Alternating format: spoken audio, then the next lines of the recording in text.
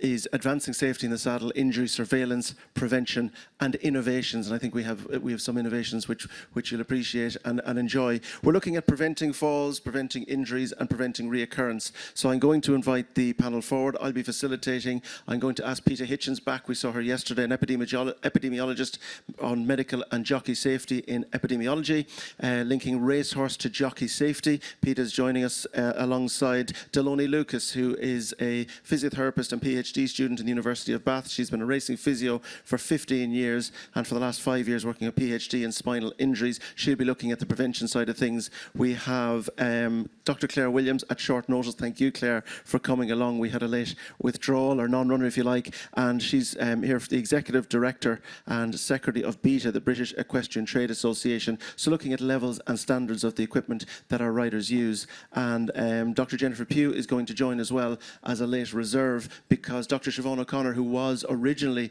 going to be on this panel, was unable to make it at short notice. So Jennifer is going to answer any questions you may have on Siobhan's presentation, because Siobhan has very kindly, in her absence, put forward a presentation for us to see before we begin. Siobhan is the Associate Professor in School of Health and Performance in DCU. So we're going to begin with Siobhan's presentation, followed by Peter, Delony, and then Claire. So Siobhan O'Connor's presentation when we're ready, and we'll take it from there. Thank you.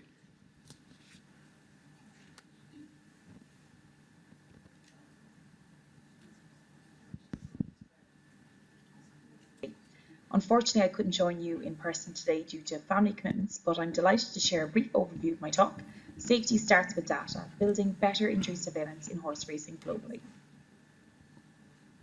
So what is the current fall rate?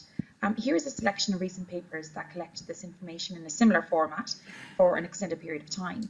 And this is from a limited number of countries, including Australia, Britain, Ireland, Japan, and New Zealand, as you can see here from the table. And looking at this table, you can see the falls per 1,000 rides ranged between 1.2 to 3.6 in flat racing and 44.4 to 99.9 in jump racing. So now looking at injuries per 1,000 rides. In flat racing, they range from 0.6 to 1.8 injuries. And then when you consider jump racing, the range is 5.1 to 18.1 injuries per 1,000 rides. And so what do these trends tell us overall then? Across countries, we see more falls and injuries in jump racing, likely because of the higher fall rate and obstacles. But when a fall does happen, flat jockeys are more likely to be injured, probably due to things like higher speeds. So overall, are things changing over time? From an Irish perspective, when you look at our newest publication that is currently under review, it looks like things are actually improving. Between our previous study in 2007 to 2016 compared to 2016 and 2024, we found about a 7 to 28% reduction in fall and injury rate across flat and jump racing. And when we look at how things have changed more recently, between 2016 to 2024, we noted about a 7% reduction in injuries per 1,000 rides in professional racing, but not much of a reduction in fall incidents. So there is still a real need for targeted measures to help reduce falls and injuries across racing. So what are we currently doing? A paper I co-authored back in 2021 looked at exactly that. Out of the 15 horse racing authorities that responded, just 12 collected injury surveillance information, 6 didn't have a definition of jockey injury, 8 didn't define injury severity at all, and most reported only the number of injuries or the percentage of injury rather than relating injury risk back to exposure to racing, which is really important to do. So even among those that do collect injury surveillance data, there is a real lack of consistency. So why does injury surveillance matter then? Firstly, it's more than an academic exercise. Injury surveillance should be practical and continuously collected, and it must be a living system that supports real-world decision-making in the horse racing industry that can be queried anytime it's required. Secondly, it can help us make evidence-informed decisions. So without data, safety measures are, let's face it, educated guesswork, and it might be accurate and good-natured, but it is guesswork. And surveillance helps us prioritise areas of greatest need, not just what we think matters, but what data shows is most common or most severe injuries for jockeys, horses, and issues facing the industry. And it helps prioritise what needs more funding, resources, and support.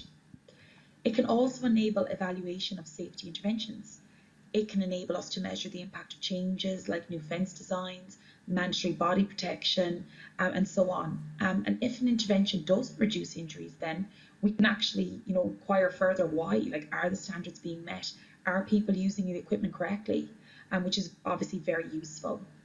And it can also help detect unintended consequences, because changes can have unexpected effects that we didn't realize could happen. So, for example, in American football, when they introduced helmets, yes, it reduced skull fractures, which was its purpose and aim, but it actually led to more spinal injuries because tackling techniques changed as an unintended consequence of that introduction of helmets. And finally, global standardization can lead to real stronger insights. So consistent definitions and data collection standardized can allow merging of data sets across countries. And this is critical for studying things like rare injuries, like maybe spinal injuries, without having to wait years and years for enough cases to present. So it can be really useful overall. So this lack of consensus that exists is despite the publication of actually a really great consensus on epidemiological studies of injuries back in 2012. And this paper really was ahead of its time back then and provided valuable guidance on uniform injury surveillance practices. But unfortunately, its uptake, adoption and implementation has been limited. So really, we need to update the consensus statement and expand it beyond Europe to reflect horse racing globally. And there's also been a really excellent paper published in 2020 from the IOC committee with best practice recommendations on how to collect and how to report injury data. So any update should also integrate these best practice recommendations as well. That way we can standardize our approaches, learn from other sports and make meaningful comparisons across sports, but also across jurisdictions in horse racing as well. So what practical supports that we need to put in place then? So firstly, we need to standardize how we collect data. And that means actually supporting people who are just starting out and helping them to get their systems in place to get collecting this type of information. It also means co-designing processes with those who are actually doing the work on the ground and get the realities of the difficulties, that are in place when you're trying to collect this type of information. And also creating clear data collection forms, ideally multilingual, so they're accessible globally. Next, we need to ensure sustainability. This isn't just about collecting data once off, it's about embedding it into our systems. And that means having designated staff to collect and report the data and making sure that it integrates with the rest of our information. So our horse, our racing, and our jockey data all coming together in one place. Also, from a practical perspective, we need to be asking jockeys for consent to utilise their data in this manner from the get-go, ideally at licensure, and also asking them, can we use this for future secondary data analysis? And look, this requires funding, resources and support across horse racing authorities, doesn't it? But the potential benefits to racing, including jockey and horse welfare, can be huge if this is done right. So thanks to everyone for listening today. Here are my contact details for anyone interested. Apologies I could not be there today in such a fantastic location. I hope everyone has a wonderful time in Hong Kong, and most importantly, I hope you enjoy the racing. Hi everyone, my name is Dr. Siobhan.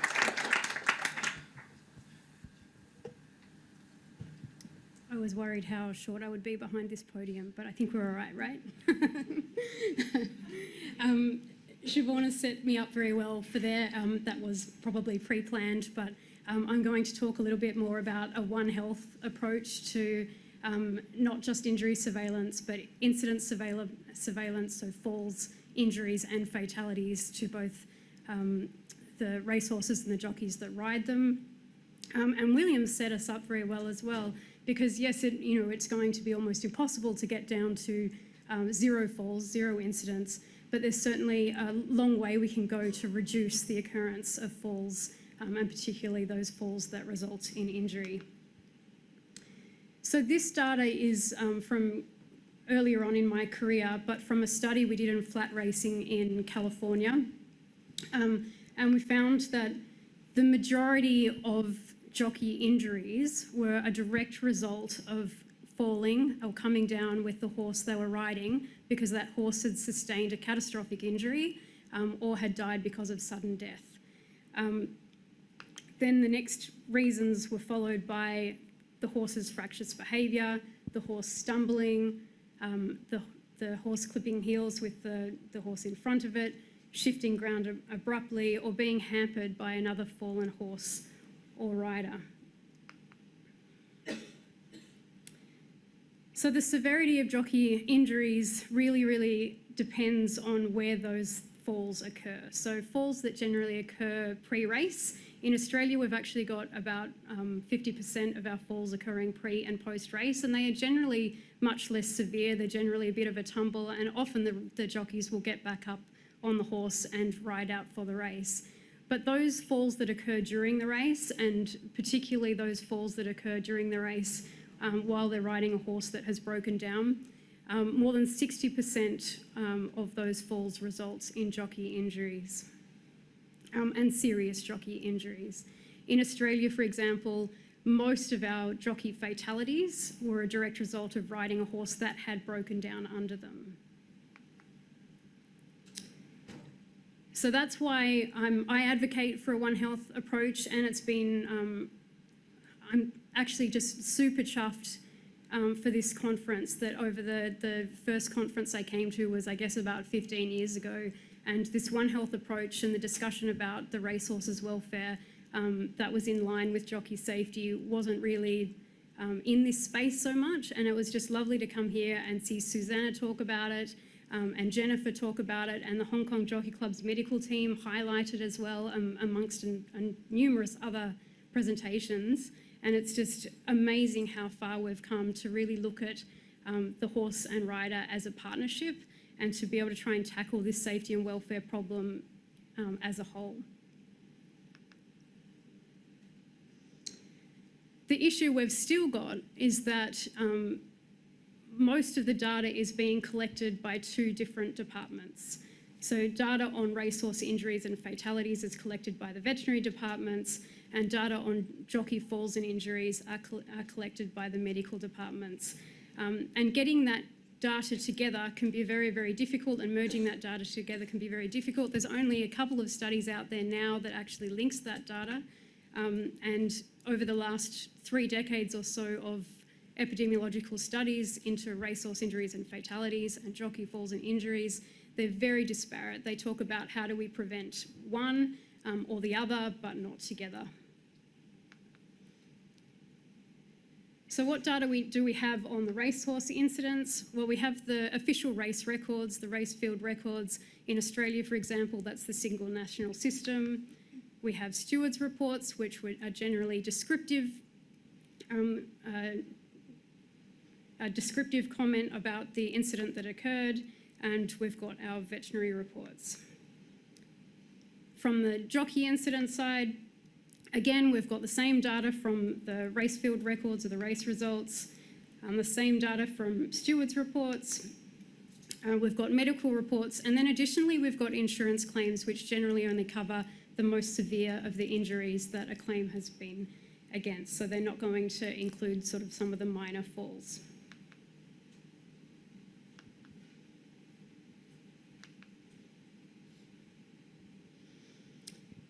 So how do we go to a One Health approach? So we've got those race field records. They include additional information.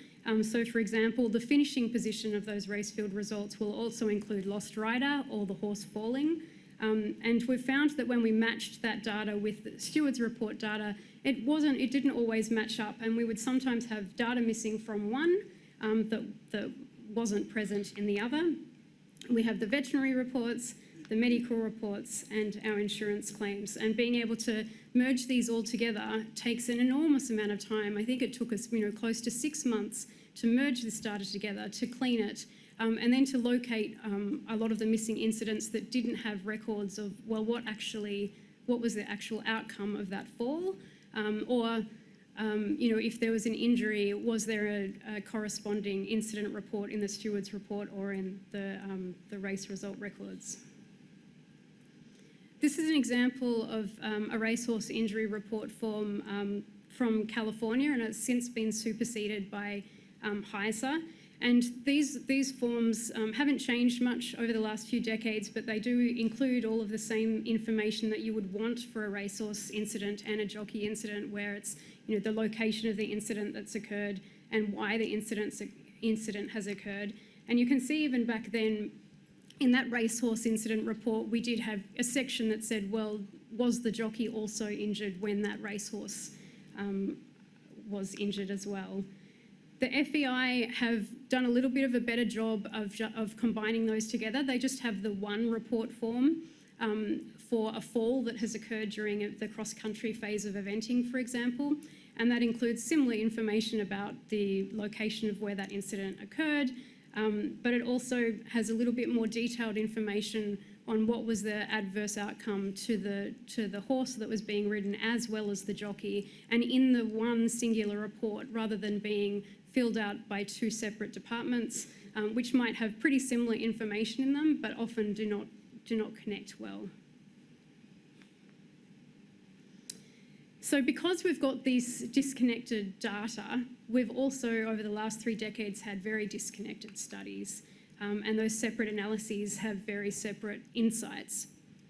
The most common reports of risk factors for racehorse injuries and fatalities, and these are common amongst multiple studies in a meta-analysis that I conducted about 5 years ago, was horses that had had a previous injury or been on the vet list, those that are racing in longer race distances, on firmer track conditions and with a greater number of starters, and horse-level risk factors such as racehorses that were older in age, males, particularly entire males.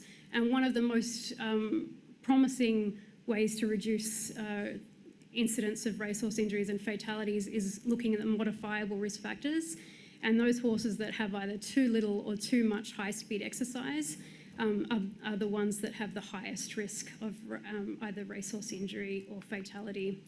From the jockey incident side, commonly studies have reported apprentice jockeys being at higher risk of falls and injuries, those that have had fewer career race rides, and when they're riding either younger horses or in lower grade races, or riding horses that are less experienced and accomplished, that have had fewer race starts. Recently, when we linked that data together and we looked at those shared risk factors, where we would see an adverse outcome for both the racehorse and the jockey, we found just 2, and this was in an Australian study over 5 years' time, and it was, like I said, very, very difficult to actually link that data together. We only had 5 years of that data because we had missing aspects that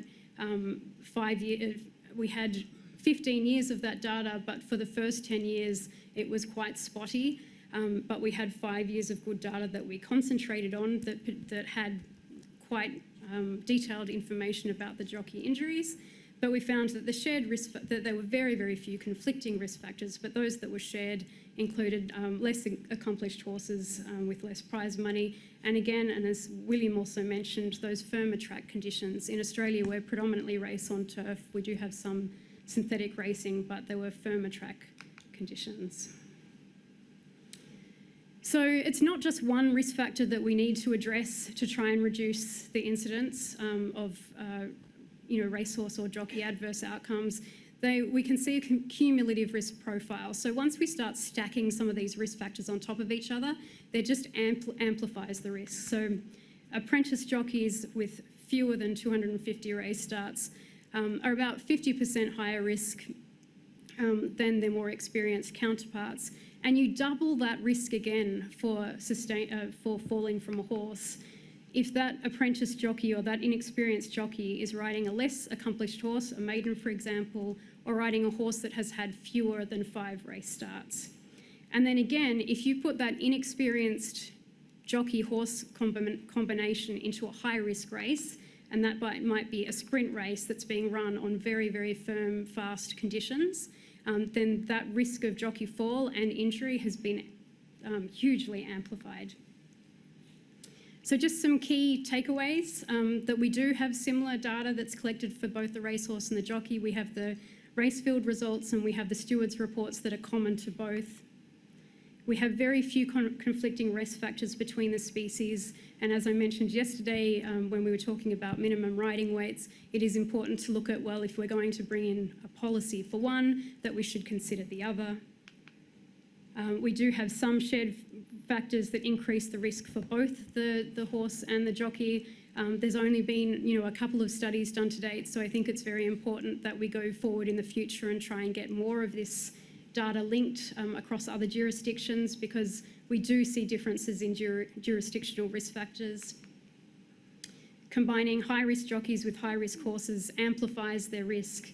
And a key takeaway, I think, is that it is not always in the jockey's control as to whether they fall off, right? If they are riding a horse that is broken down, that's not the jockey's fault.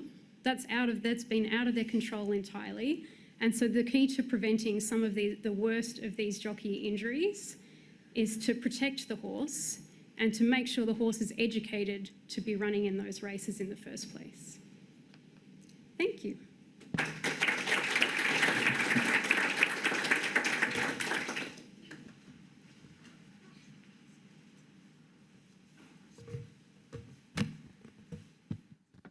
Good afternoon. My name is Claire Williams and I'm the Executive Director of the British Equestrian Trade Association. I've been working in the safety area, specifically with standards now, for nearly 25 years. Standards have evolved hugely over the last 45 years.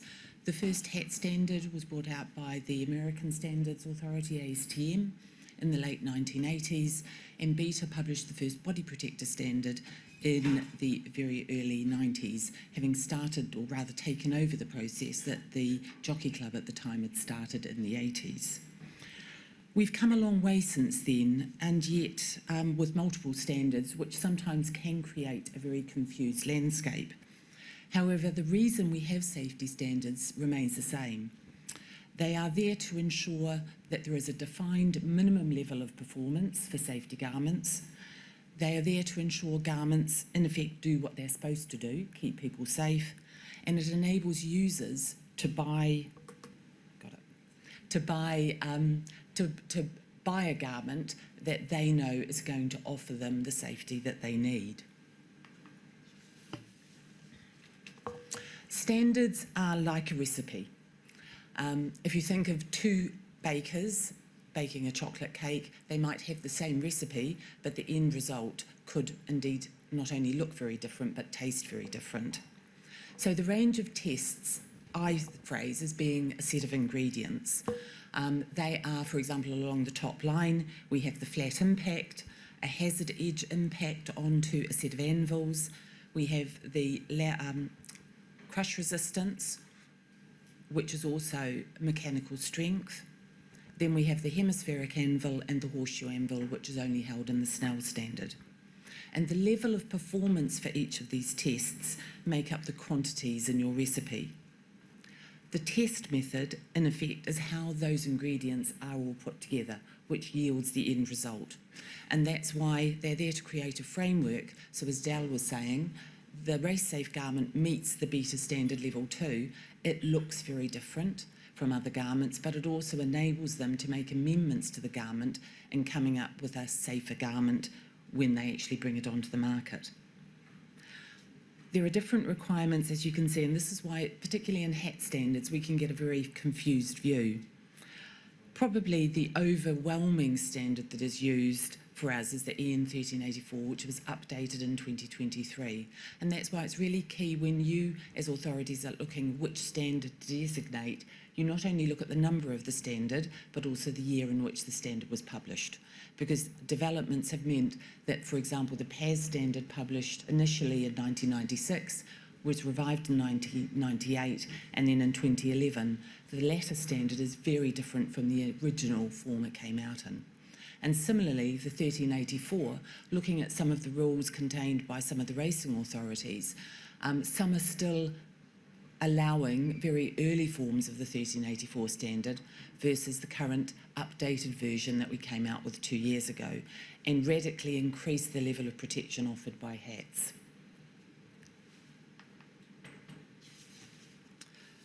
This again shows the difference between the standards out there. The second and third columns, the VG1 and the F1163 2015, really shouldn't be out here because we should be looking at the latest versions.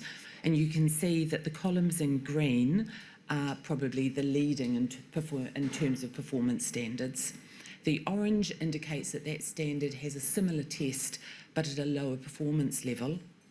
The beige actually reflects higher requirements, and the red means that those particular tests are entirely missing.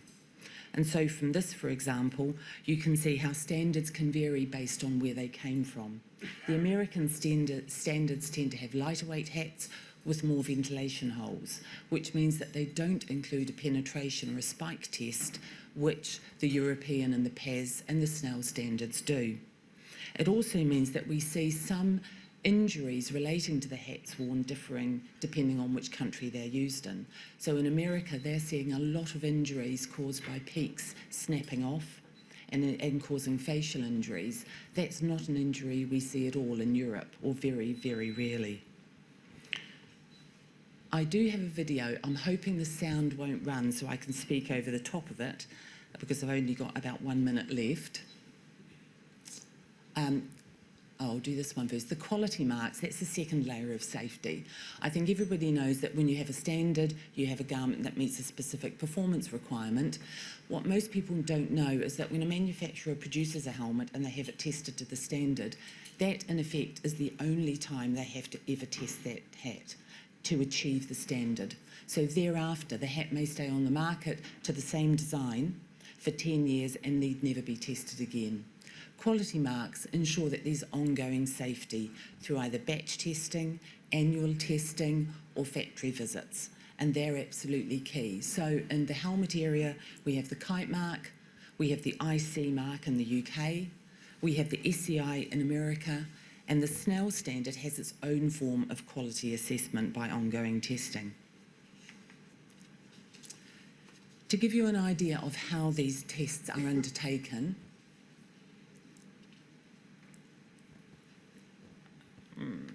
it's not working. Can somebody press start on the video, please? Ah, brilliant. Thank you very much. So this also gives you an insight into what the inside of a hat looks like. It has an outside shell and then an inside expanded polystyrene liner, which is in effect a single-use item. Most people don't think of hats as single-use items. They are. As soon as they're impacted on, that's the single use. The EPS is there to absorb and to prevent the force reaching the head. As you can see, most of these are linear impacts, and this is where we're seeing, I suppose, the great improvement going forward in safety.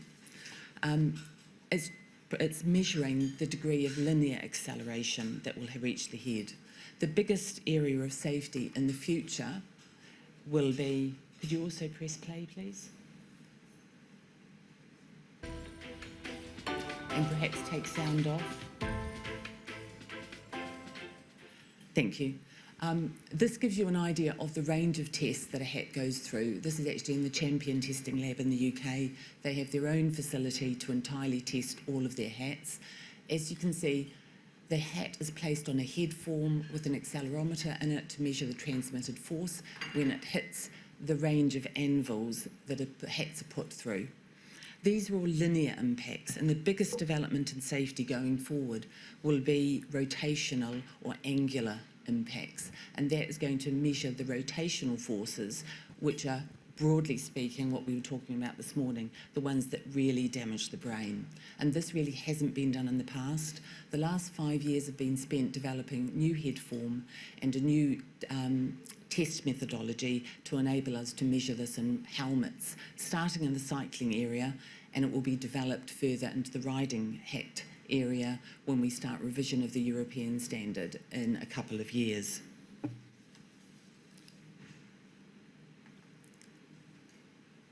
I'm going to skip on because I'm very out of time. I have to say, 5 minutes to talk about this area. I spend a whole day doing this on a training course we do, so it's incredibly challenging.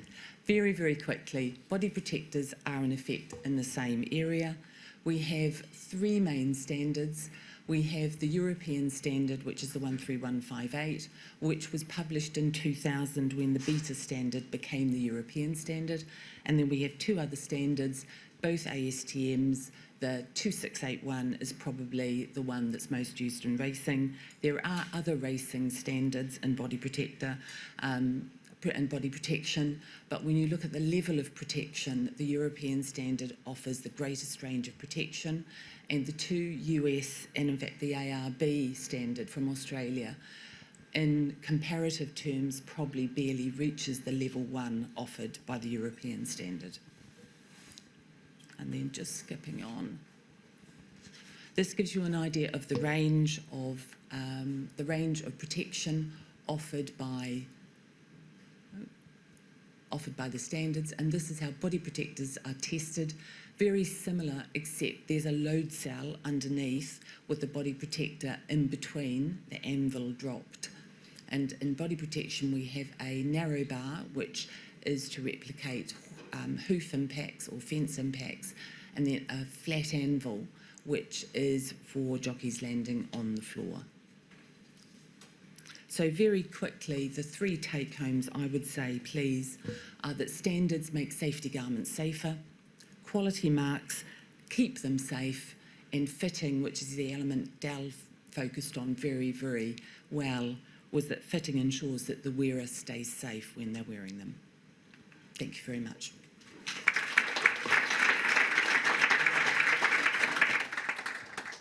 Thank you, Claire. Thank you all. We're in good shape for time insofar as we've been able to adjust the afternoon, so we're still on track. If you're conscious that you think we're running a little bit behind, the afternoon is adaptable, but we will need to be a little bit quickfire-esque here, if you don't mind. I'm going to take from sort of William to Dal, if you like, because the connection is quite clear. It must be quite not rewarding, but it fulfills what you've been doing insofar as the need to analyse falls and to look at falls and to see how far you've been able to go, given what William was looking for us to do. That data analysis around falls, it must have been a fascinating journey as to how you were able to break them all down, because to us, every fall is different, but you've been able to individualise them all. Yeah, absolutely. Sorry, I missed the start of the question because your wife was talking to me. We'll let her away with that. Sorry. So, in relation, so you really did miss the start of the question. So William referred to being able to identify the falls, I suppose tackles maybe in rugby, but you've been able to break that down in racing, which I would have thought would have been very difficult, but you've been able to categorise them. Yeah, absolutely. So the framework allowed us to really look at all aspects of the fall event. So the circumstances, the competitive scenario, right through to the impact sequence, how intense each impact was subjectively observed to be. The equine behaviour was also considered during the video analysis. So I think it really gave us the opportunity to look holistically. And for spinal injuries, you know, it was biomechanically driven. I think we were hoping there were going to be many modifiable risk factors, but sadly they weren't. The one risk factor was a field size greater than 9, but you know, we're not going to limit, realistically, we're not going to limit races to 9 horses. So that's where we stood with them. And falls training, have we any feedback from riders yet in terms of, have you been able to engage with them on what falls training can do? Do they believe in the differences? Have you got that far with them yet on falls training? Well, when I was a practitioner with the Injured Jockeys Fund, part of the end stage rehab would be to just do some sort of forward rolling, backward rolling, just getting the jockey to be able to move so that those sort of movement patterns are part of their repertoire. And therefore, when they are in those dynamic, stressful fall situations, they can easily access those as part of their natural sort of physical literacy, if you like. Very good. We mentioned something in the session that I'm jumping a little because I want to try and cover as much as I can. We had a pre-session before this, and jockeys are not good at prioritising themselves in A&E because they're the first person who goes to an emergency department and says, I'm fine, who's the only person in the emergency department who says they're fine. I'm fascinated as to how you offset that. Yeah. So when we looked at the data in 2022, 11 out of 25 jockeys were deemed to have a missed or delayed diagnosis. And this was because they'd either underestimated the severity of their injury, or they'd gone to hospital with an evolving clinical picture. And in the absence of anything neurological, they didn't have any advanced imaging or screening. So they'd had a plain film, and then they'd been discharged, and then they'd either got in contact with Jennifer or Jerry in the UK. I've seen some fractious letters between Jerry and some heads of emergency departments, but there's a huge education piece there for the hospitals themselves, but also what we've tried to do is send the jockey, when they leave the racecourse, with a video of their fall. So at least they can show it to the emergency department staff, and they can have some idea as to the severity, the mechanisms themselves, and you sort of get an idea of the forces that have gone through the spine. But educating the jockeys to be very open about their symptoms is key. Thank you. Just, do you use the equipment after the fall to gather your data? So you've got the injury, and now you take the body protector or the helmet to analyse the fall, the same as the video analysis works. Do you use the equipment itself to see what the impact was? That's part of the overall picture. I think this is one for Claire, Claire. really. It's really difficult because in most instances the damage is inside the hat. So actually I have samples of hats that have had fairly horrendous falls, and I know that the jockey was severely concussed or suffered severe head injuries, and you can't see that from the riding hat. The only way you can really see it is to take it apart, and that's why in the UK, through the BHA and Jerry, we started a rider amnesty helmet scheme, so that when a jockey had concussion during a race and was signed out, they are offered the scheme whereby we in fact buy their damaged hat off them. So it means we get the data, we get the hat back if we want to do research in the future, and it enables us to then give them money to buy a new hat, because you can't, and the same with body protector, because in effect it's made out of memory foam. Unless you look at it within about 5 minutes of the impact, you will not see any damage. So the equipment is really useful, but actually as useful is the data that's collected about the mechanism of the fall. And I think something we've talked about here over the last couple of days, and particularly here, is that we seem to be diagnosing more now across the industry, from concussion right through to injuries. Is that helping you speed up your progress because you're seeing more as to what the injuries are? Yes, because I think that's reflective of the amount of data that's now being gathered. You know, previously we didn't have access to that data, and now we do. We can actually incorporate that, not just in racing, but in broader horse sport. So we have an accident recording system whereby if you have a fall or an injury, you can report via our accident data system, and it means we gather data about the injury, the incident, how it happened, the age of the horse, what they were doing, and actually what that has revealed to us, which is fascinating, is the number of injuries that are sustained on the ground rather than falling from horses. There's one other topic I want to talk on you before I jump to Peter here. You mentioned jurisdictions and the differences, and maybe how strictly it's applied across jurisdictions. Is there a significant variance between jurisdictions? And if so, is it cultural, or what's driving it? Some of it's cultural, so they go for the standard that is national to their country without actually understanding the standard. And why should they? That's not their job. We spend a lot of our time educating the riding authorities about what standards they should be using for their sport, because they don't understand that there's a number for a standard and what that means, and that there's a date and what that means. So it does vary greatly. Some jurisdictions are still using quite, I'd say, antiquated standards or the latest version, and you should always be going for the most recent version of a standard in just about any type of safety equipment. The optimist bit in me is hoping that as the data improves quickly, those jurisdictions will find out quickly where they should be. Peter, conscious I want to bring you in, and Jennifer as well, obviously, if there's anything on Siobhan's data to begin with, that we began with. Surfaces, could you just give us a line on surfaces? I was fascinated as to their importance within your presentation.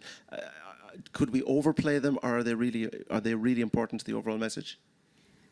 I think they're really important, and it is difficult because it is jurisdictional. In the US, of course, the predominant tracks are dirt surfaces, and we've seen in epidemiological studies that it's the wet, slipperier dirt surfaces that are higher risk.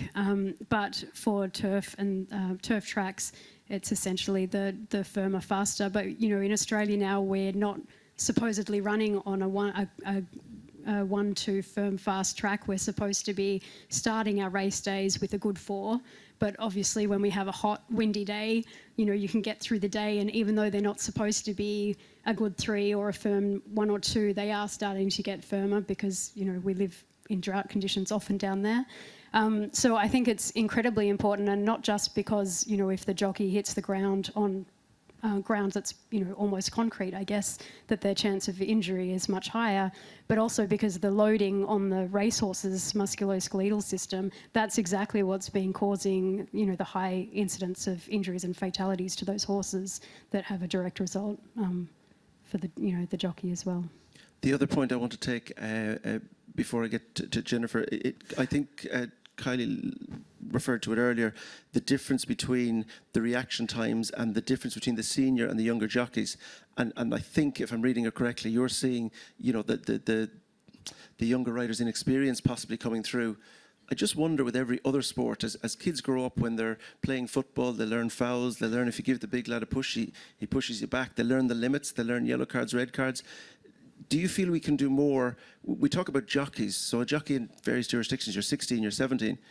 Are we doing enough when they're 11, 12, 13, 14? Is there a model in there that we can do to try and bring them along? Because if it's 17, 18, they're not delivering. They're young apprentices. Is it because we haven't been able to help them along? Is there something we can do to get those younger riders up to speed quicker, do you think? Or where have you got to on the deficiency, if you like, in younger riders? I think the model in Australia is probably a good model. We've got you know, pony clubbers coming through doing optimal time on the racetracks now at, you know, a much younger age.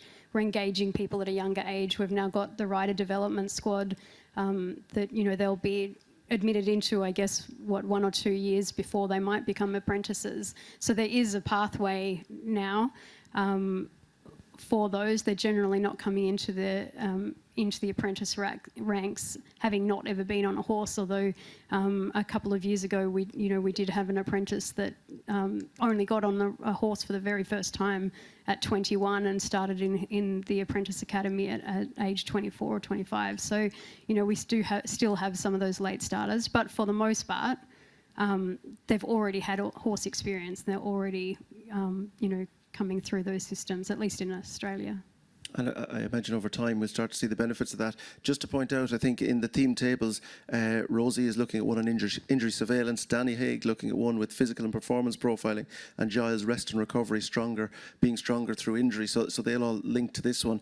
Jennifer, if it could come to you, because I am conscious as to how lukewarm we'd like our beef or our ham or whatever's coming today. As a wrap, I know we talk about injury surveillance. We're in an era now where data can be hugely helpful, but hugely difficult, because the number of variables in horse racing, we say 1 in 1,000 falls. Is that on fast ground or soft ground? Was it big fields or small fields? Were the big fields lesser horses? Were they ridden by apprentices? And we're in all sorts of complications. But I think you've something you can enlighten us on as to where we're starting to look at that data as maybe something of a wrap. Yeah, and very content I'm here on behalf of Siobhan, because I know you're probably tired listening to me at this point. But we have a project underway in Ireland, much like what Peter has been able to do in Australia. So we are retrospectively collecting data, and again, a lot of this is based on what Dal has done, which is actually, you should get 2 doctorates for your work because it's immense. But it's around that, the event details, which include the going, the field sizes, the horse details, the age of the horse, the time since it last ran, the jockey details, their number of career rides, their injury history, and then from that fall subset identifying the falls which caused an injury to the horse and the jockey, and we would very much be aligned with your One Health model here. But it's complex going back. We have a massive project ahead of us in the next 6 months to collect the data as far back as we can retrospectively, but we also have a commitment from our IT departments to start from this point collecting the data prospectively, so that when it comes to looking at that, we can look at it in live time and in real life. And I think it's not just about trying to prevent the injuries, but what can we do in the space of fall prevention? What are the causative factors? We also have an increasing amount of data through our media group. So all of the horses in Britain and Ireland are now carrying GPS trackers. So we're seeing the speed, the pace of the race, the speed at the entry into a race, the jumping window, as they call, or jumping envelope. So I think it's about, we are sitting on absolute treasure troves of data. All of our jurisdictions is about trying to find a way in bringing in our academic institutions, which is where Siobhan comes in. And I would hope that when we're back in 2 years' time, wherever that may be at this conference, that we have loads more information for you in that space. It does feel like we can, and if I suppose to go to where Siobhan began here, if we can collate that data accurately across all jurisdictions, including all the parameters that can be included, both from rider and, to Peter's point, from the horse, and we can pull all of that together, you imagine that the next conference will be far further forward than where we are now. I would love to have gone to the floor. I think if I do, Sarah Jane will facilitate the last one herself, because I think the food is probably behind us already, is it? Yes, yes, yes, that's a definite yes. I'm really sorry. As we've seen with these sessions, we could really go in any direction. So I think we're 2:30-ish, 2:30, another nod of yes. So we're 2:30 for Chris Camper. So yeah, look, enjoy your lunch. Thank you to everyone. I want to thank William as well. There was huge effort went into his presentation, and it linked so well into what's already happening, which gives us comfort, and to where we might go. So thank you to William and to my panel. Thank you very much.